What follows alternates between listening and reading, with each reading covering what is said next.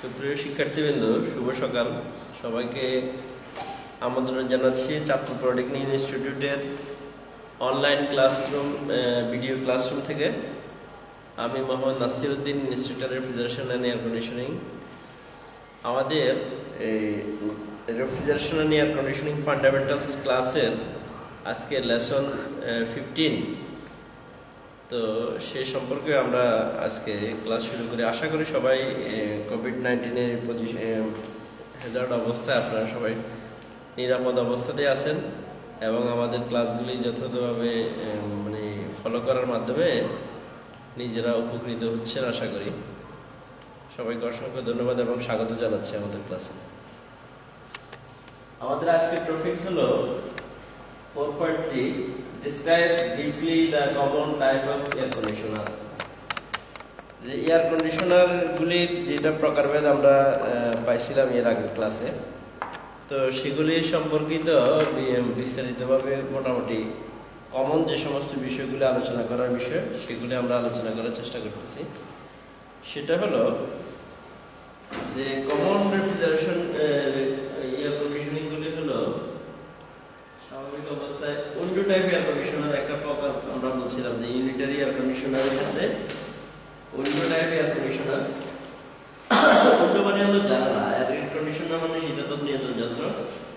Window air conditioner are the most common type of use for domestic purpose. এখানে আবাসিক ক্ষেত্রে যে সমস্ত এয়ার কন্ডিশনিং আগে ব্যবহার হচ্ছিল বেশি, এটার ভিতরে সবচেয়ে পপুলার হলো window type air conditioner. Window air conditioner এটা জানালা বরাবর জায়গাতে সাধারণত ইনস্টল করা হয়, বসানো হয় জানালা বরাবর জায়গাতে। এই কারণে এটাকে উইন্ডো টাইপ বলা হয় আর কি। আর এখানে এটা একটা ইউনিটারি এয়ার কন্ডিশনার যার ভিতরে the process high in energy efficient ratio and common type of operating function, timer, dehumidification, air filter আর এবং অন্যান্য যে জিনিসগুলি সবগুলি একটা কেসিং এর মধ্যে থাকে।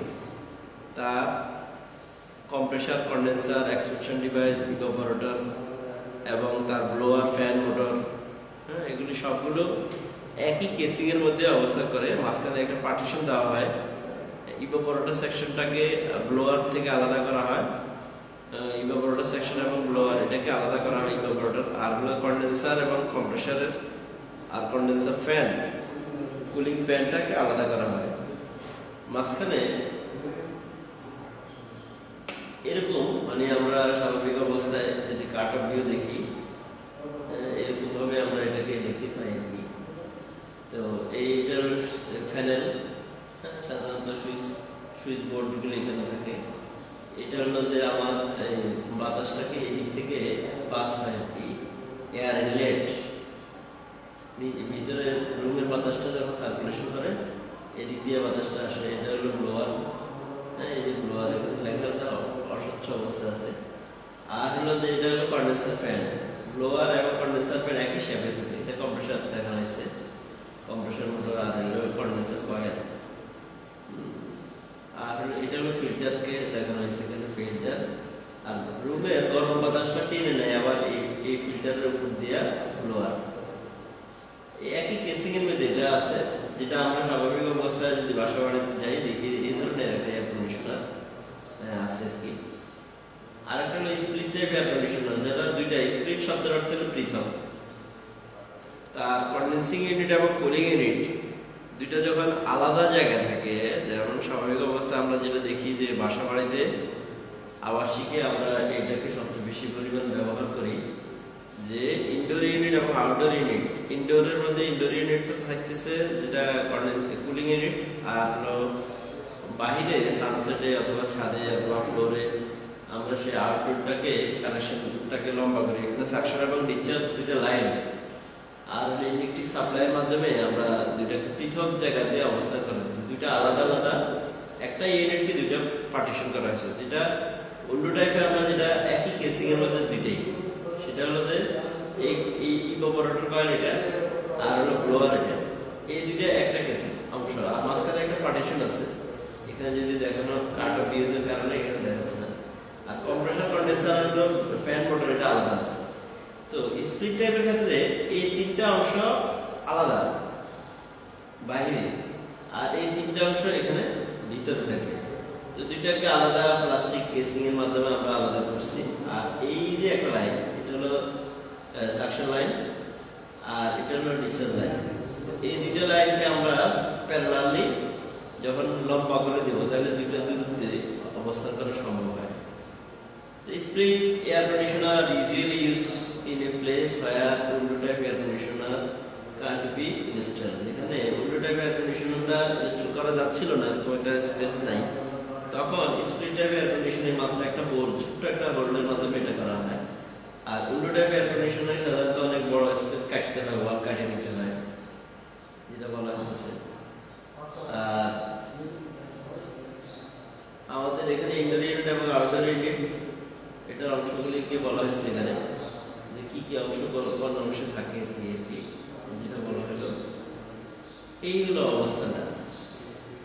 আমরা এয়ার ইনটেক, এখান দিয়ে বাতাস টেনে নেয়, আর এই দিয়ে বাতাস আউটলেট, এয়ার আউটলেট, এখান দিয়ে বাতাস বের করে দেয়, এটা ইনডোর ইউনিট। আর এটা হলো আউটডোর ইউনিট। এয়ার আউটলেট, এখানে বাতাস কন্ডেন্সারের ফ্যান মোটরের মাধ্যমে এই কন্ডেন্সারের গরম বাতাসটাকে বের করে নিয়ে আসে। এটার বিভিন্ন রকমের ডিজাইনের আছে। এই স্প্লিটার ওয়াল মাউন্টেড আছে, সিলিং মাউন্টেড আছে, রোপ মাউন্টেড আছে, তারপরে হলো যে ক্যাসেট টাইপ আছে। এরকম বিভিন্ন ধরনের স্প্লিট টাইপ এয়ার কন্ডিশনার আমরা বাজারে কিনতে পাই। তো এই যে টিউবটা, এই যে বললাম যেটা সাকশন এবং ডিসচার্জ, দুটো লাইন ইনসুলেশন একটা ফোমের মাধ্যমে, রেফ্রিজারেন্ট টিউব হিসেবে এটা ইনডোর আউটডোরের সাথে ইনডোরের সাথে কানেকশন করা হয় প্ল্যানিং নাট বোর্ডের মাধ্যমে।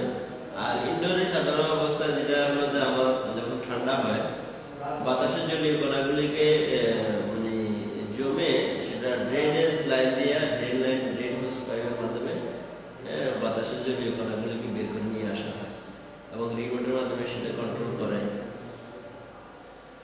স্প্লিট টাইপ এয়ার কন্ডিশনার যদি মানে অল এয়ার কন্ডিশনার, যেগুলি যেটা অল ইয়ার রাউন্ড, সারা বছর ব্যাপী যে এয়ার কন্ডিশনারটা ব্যবহার করি আমরা, সেক্ষেত্রে আমরা সাধারণত 4-ওয়ে বাল্ব ব্যবহার করি। সেখানে 4-ওয়ে বাল্ব, এখানে কম্প্রেসার, কন্ডেন্সার, কম্প্রেসার থেকে গরম হাই টেম্পারেচারের প্রেসার রেফ্রিজারেন্ট সাধারণত কন্ডেন্সার যায়, কন্ডেন্সার থেকে এক্সপেনশন ডিভাইস কন্ডেনসেশন হয়ে তরল আকারে সেটা এক্সপেনশন ডিভাইসে যায়। স্বাভাবিক অবস্থায় এটা আমরা দেখি, ডিসচার্জ পোর্ট দিয়ে সেটা বের হয়ে কন্ডেন্সার যাবে, কন্ডেন্সার হয়ে এক্সপেনশন ডিভাইস হয়ে ইভাপোরেটর হয়ে তারপর আবার কম্প্রেসারে ফেরত আসবে। এটা হলো নর্মাল একটা ওয়ে, বাট এটা নর্মাল সিজনে যখন এরকমভাবে হবে, তো কন্ডেন্সারের মধ্যে মানে গরম বাতাস বাইর হবে, আর ইভাপোরেটর থেকে ঠান্ডা বাতাস আমরা রুমের ভিতরে সাপ্লাই দিতে পারবো। কিন্তু 4-ওয়ে বাল্ব এটা এমন একটা মানে মেকানিজম যেটার মাধ্যমে আমি আমার ওই যে দিকটাকে পরিবর্তন করে দিতে পারি। দিকটাকে পরিবর্তন করে কিভাবে? যখন এই যে কালো একটা স্পেস দেখা যাচ্ছে, এই স্পেসটাকে যদি আমি এই জায়গাতে নিয়ে আসি, ডিবি এর পরিবর্তে বিসি তে নিয়ে যাই, তাহলে কি হবে? বলতেছে যে এই বিসি এর পথটাকে বন্ধ করে দেওয়া হবে। সি এর পথ এখন যেটা সরাসরি উপর দিকে করতেছে, এটা বন্ধ হয়ে যাবে। তখন কি হবে? তখন এই ডিসচার্জ লাইনটা হইয়া এই টি পয়েন্ট দিয়া রেফ্রিজারেন্টটা যাবে প্রথমে ইভাপোরেটরে, ইভাপোরেটর থেকে expansion device, expansion device condenser, condenser হইয়া আবার এই ব্যাক লাইন দিয়া ঘুরে আমাদের ইয়েতে চলে যাবে। কারণ তখন এই পজিশনটা এখানে চলে যাবে, তখন এই গ্যাসটা এদিক দিয়ে হয়ে বি পয়েন্ট দিয়ে আবার কম্প্রেসারে রিটার্ন আসবে, আর এর থেকে সিতে না যায়, এর থেকে ডি দিয়া গ্যাসটা কন্ডেন্সারে যাবে। জাস্ট দিকটা পরিবর্তন করে দিচ্ছে। এতে কি হবে? আমাদের স্বাভাবিক অবস্থায় গরম শীতকালে আমাদের রুমের টেম্পারেচারটাকে কমানো দরকার হয়, আর গরম শীতকালে সাধারণত বাড়ানো হয়, টেম্পারেচারটাকে বাড়ানো দরকার হয়, আর গরমকালে টেম্পারেচারটাকে কমানো দরকার হয়। তো 4-ওয়ে বাল্বের মাধ্যমে, 4-ওয়ে বাল্বের এই মেকানিজমের মাধ্যমে আমরা কন্ডেন্সারটাকে ইভাপোরেটরে রূপান্তর করি, আর ইভাপোরেটরটাকে কন্ডেন্সারে রূপান্তর করি। কন্ডেন্সার দ্বারা দুটোটা একই কয়েল, জাস্ট একটাতে ব্লোয়ার, একটাতে ফ্যান মোটর ব্যবহার করতেছি। তো তো যখন আমরা এটাকে দিকটাকে পরিবর্তন করে দেব তখন কি হবে, গরমকালে তো নর্মাল অবস্থায় রুম টেম্পারেচারটা কমতে থাকবে, ঠান্ডা হবে, আর হলো বাইরে কন্ডেন্সার থাকবে, কন্ডেন্সার থেকে কন্ডেনসেশনের মাধ্যমে হিমায়ক তরল হবে।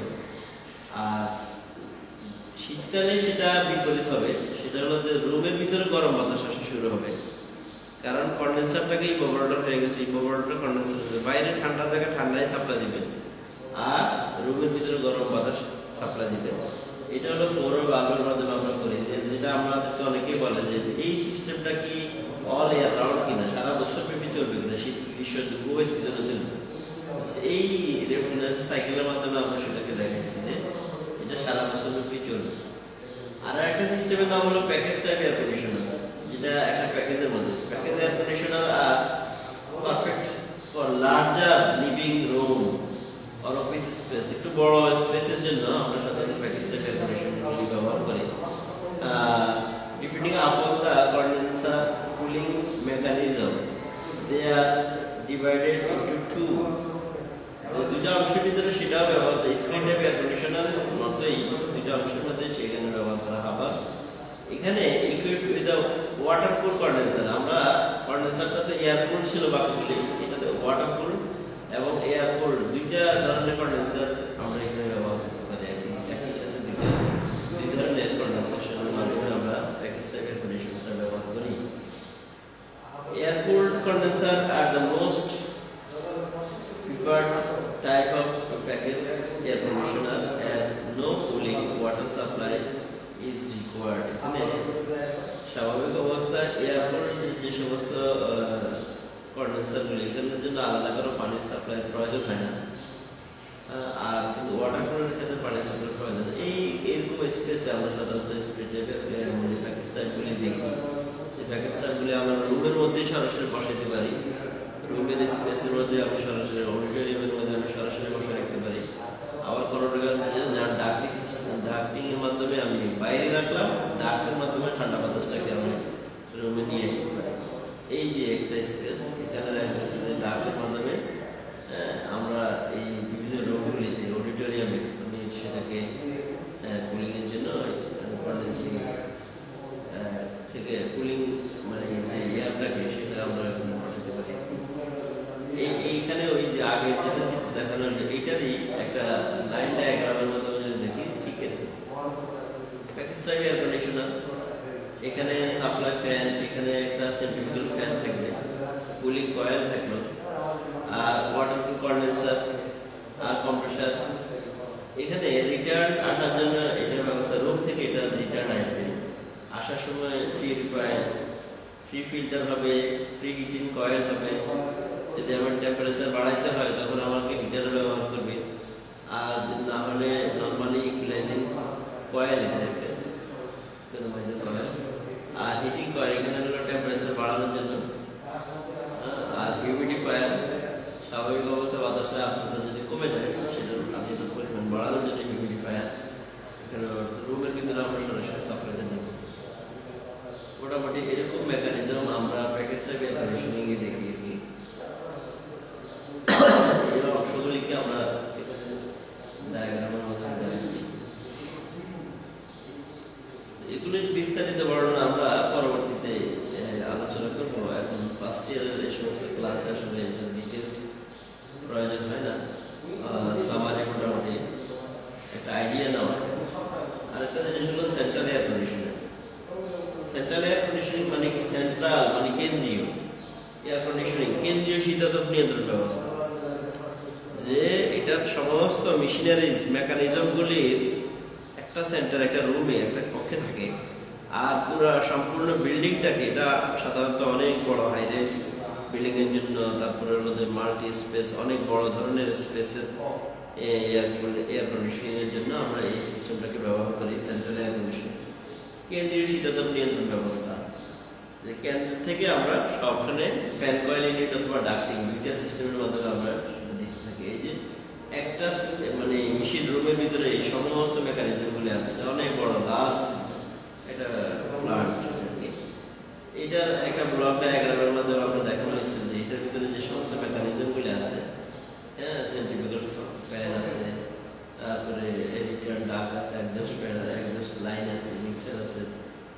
তার ভিতরে হিটার আছে, কুলিং কয়েল আছে, এরকম হিউমিডিফায়ার আছে, আর হলো যে সাপ্লাইয়ার ফ্যান, এরকম বাতাসটা সার্কুলেশন করার জন্য সেটার ব্যবস্থা করছে।